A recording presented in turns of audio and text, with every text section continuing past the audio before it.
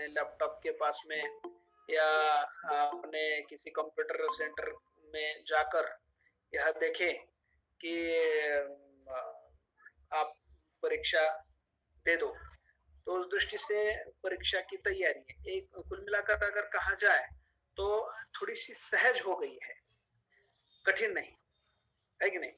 Sir सहजता बहुत ही सहज हो चुकी है क्योंकि वो वहाँ तो कोई आप कैसे लिख रहे हैं या क्या लिख रहे हैं देखने के लिए।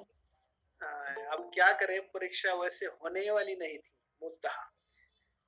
सरकार का उद्देश्य क्या था इसमें कि अभी बीमारी चल रही है और बीमारी के चलते जो है वह परीक्षा हम नहीं ले सकते। ये सरकार ने डिक्लेयर कर दिया था।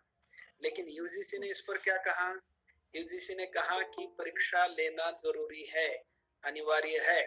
आपको किसी भी पद्धति की क्यों ना हो परीक्षा लेनी ही है। अब ऐसा कह दिया तो महाराष्ट्र गवर्नमेंट का जो निर्णय है वो बाजू में पड़ गया, बराबर? हाँ। बाजू में पड़ने के बाद में सुप्रीम कोर्ट ने कह दिया तो वो मानना ही पड़ता है, हर सरकार को मानना पड़ता है। तो फिर इस सरकार ने भी वो माना।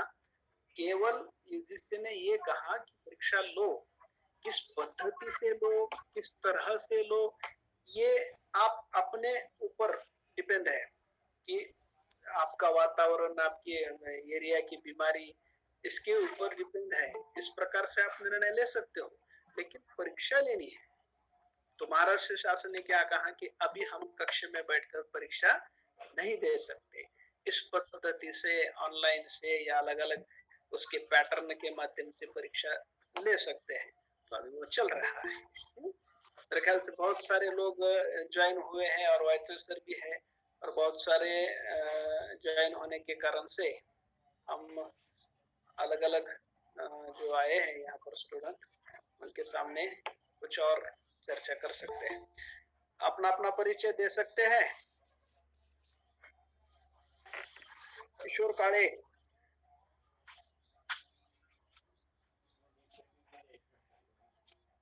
सुनाई दे रहा है सबको? अपना ऑडियो ऑन करके थोड़ी देर के लिए एक-एक सुनाई दे रहा है या नहीं? हाँ सर। हाँ, ठीक है।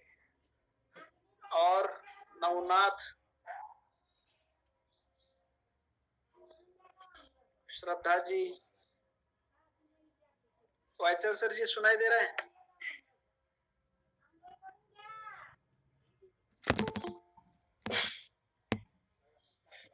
ठीक है। सुन पा रहे हैं आप लोग जो स्क्रीन पर मेरे सामने दिखाई दे रहे हैं? हाँ सर, मैं 2 मिनट में शुरू करता हूँ। हेलो। ओ सर। हाँ सर सुनाई दे रहा है। हाँ, ऐसा तो कहो कम से कम।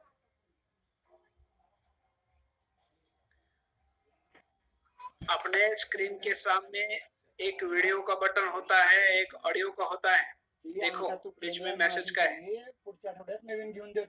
उसमें से ऑडियो को क्लिक करके आप अपनी प्रेजेंटी बता सकते हो कि सुनाई दे रहा है या नहीं दे रहा है। काल तिथं अंगठा तुटलेला घेऊन आलता म्हणून मला नवीन घ्यावे वाटलं, तुम्हाला घेऊन देतो। ठीक है, कोई बात नहीं। तो गडकरी जी सुन पा रही हैं? हाँ सर। हाँ, ठीक है। सर आपका चेहरा नहीं दिखाई दे रहा। चेहरा मैंने ऑफ करके रखा है। हाँ ओके सर। दिखाऊं क्या चेहरा? आपको याद हो शायद कभी किसी समय में देखा हो।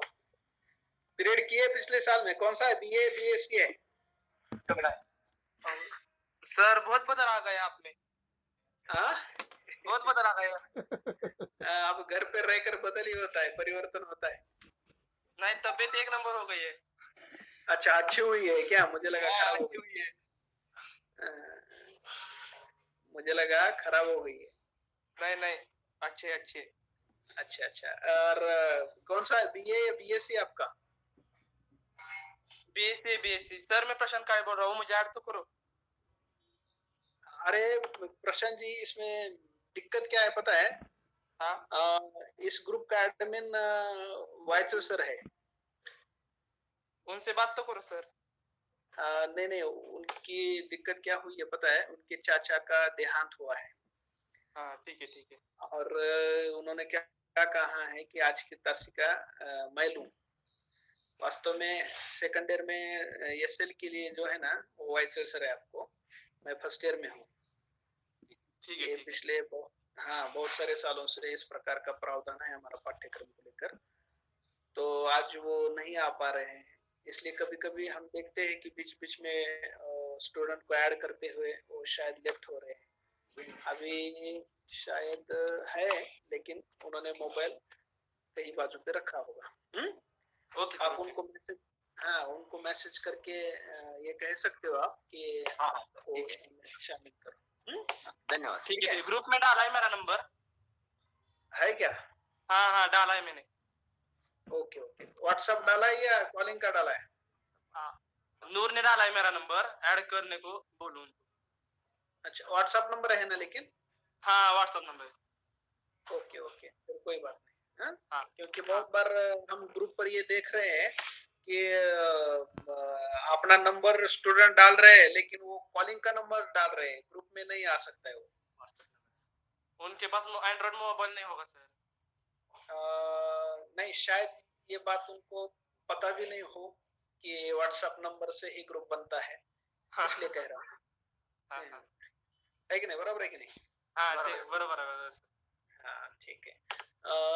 तो काळे जी, कौन कौन सी तासिकाएं की पिछले साल में आपने?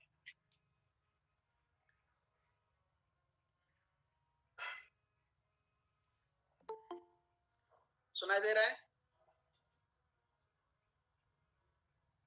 हाँ सर जरा नेटवर्क प्रॉब्लम है। अच्छा अच्छा, गांव कौन सा है? सारोड़ा। अच्छा अच्छा, यही के हो ना, फिर दिक्कत क्या है?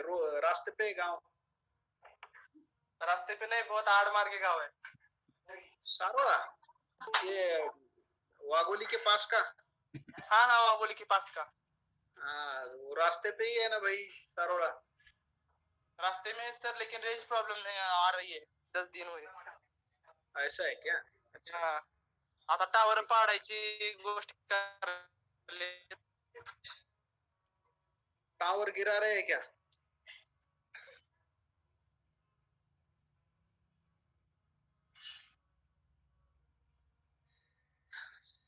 बीच बीच में सुन पा रहे हैं क्या केवल?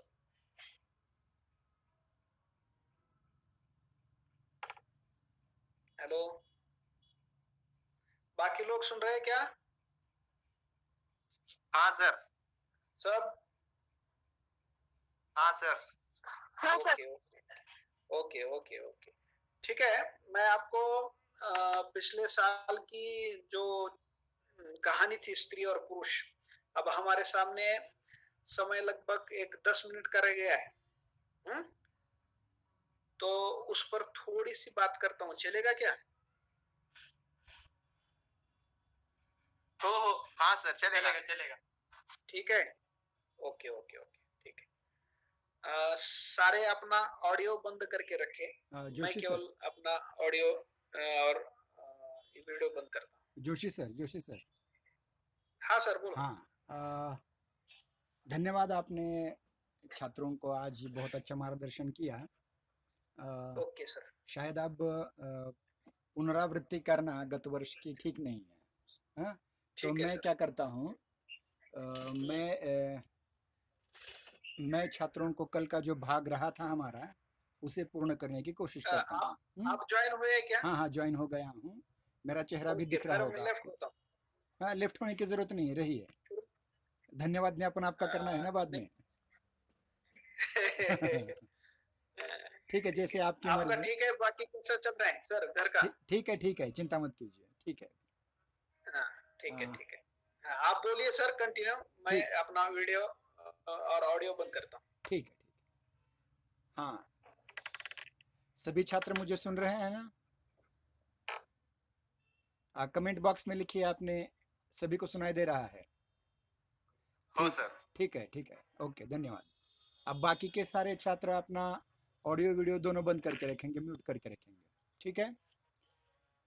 हाँ, तो कल हमने ये देखने की कोशिश की थी कि किस प्रकार से आत्मकथा के अलग अलग तत्व हमारे सामने आ जाते हैं, और आत्मकथा के इन तत्वों को लेकर के हम चर्चा कर रहे थे।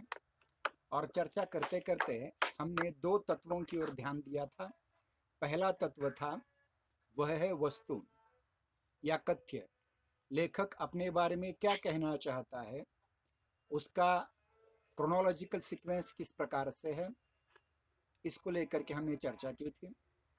और एक बात मैंने आपके सम्मुख रखी थी कि डॉक्टर नारायण शर्मा जी ने बताए हुए अपने शोध ग्रंथ में जो बात कही है हिंदी आत्मकथा के बारे में, वस्तुतः आत्मकथा की कथा वस्तु के विस्तीर्ण वैविध्यपूर्ण की तुलना में अधिक महत्व है वर्तमान का बोध। मतलब हम भले ही अतीत की बात कर रहे हैं, भूतकाल की बात कर रहे हैं, लेकिन हमारा सबसे महत्वपूर्ण बात है कि वह भूतकाल भी हमारे वर्तमान से अनुप्रेरित हो। मतलब वर्तमान काल में भूतकाल की जिस घटना की प्रासंगिकता हो, उसी घटना को लेना है। और लेखकीय दृष्टि से वर्तमान बोध साध्य बन जाता है, और उसके साधन के रूप में अतीत बोध आ जाता है। मतलब साध्य और साधन, ये दो चीजें अलग अलग महत्वपूर्ण हैं। उसके उपरांत हमने देखने की कोशिश की थी कि चरित्र चित्रण क्या है। मैं थोड़ा सा पुनरावृत्त कर रहा हूं। अब्राहिम कायली ने लिखा, किसी आदमी का अपने स्वयं में लिखना भी कठिन है और दिलचस्प भी, क्योंकि अपनी बड़ाई या निंदा लिखना हमें बुरा मालूम होता है। मतलब अपने पास जो गुण नहीं है, उन गुणों को बढ़ा चढ़ा कर कोई कह देता है तो भी बुरा लगता है, और अपने में जो दोष नहीं है उनको लेकर भी कोई चर्चा कर देता है तो भी वो बुरा लगता है, और स्वयं तो असंभव। इतना ही नहीं, ये भी सच्चाई है कि हम स्वयं अपनी तारीफ करें तो भी हमें बुरा लगता है। कभी गलती से भी हम अपने बारे में कुछ ज्यादा कह दें तो भी बुरा लगता है, और अगर अपने बारे में कुछ कम भी कह दें तो भी बुरा लगता है। यानी देखिए कि पाठक भी सुनना पसंद नहीं करते।